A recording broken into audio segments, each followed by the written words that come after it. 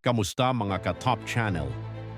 Sa episode na ito tatalakayin natin ang kwento ni Wang, isang magsasakang Chino na tinaguriang taong unicorn. Si Wang ay inulat na may tumutubong sungay mula sa gitna ng kanyang noo.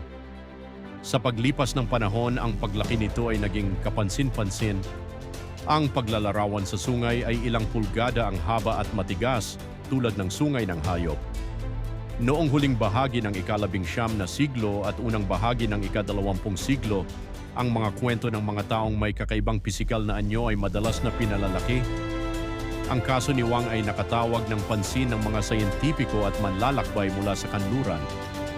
Ang kanyang kondisyon ay pinaniniwalaang isang uri ng cutaneous horn, isang bihirang tumor sa balat na gawa sa keratin, ang parehong sangkap na bumubuo sa buhok at kuko ng tao. Ayon sa modernong medisina, malamang na si Wang ay may benignong keratinous tumor na isang kilala ngunit bihirang kondisyon.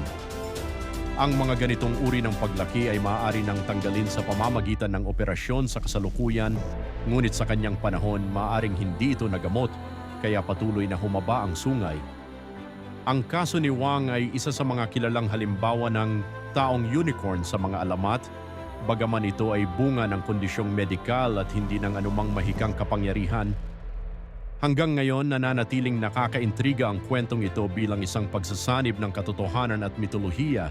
Please like, share, and subscribe sa aking Top Channel. Salamat!